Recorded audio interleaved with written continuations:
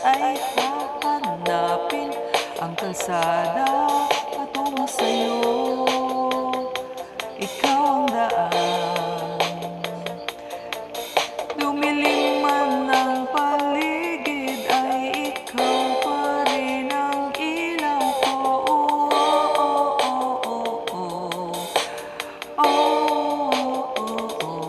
Bakit uhaw sa iyong sayaw? Bakit ikaw di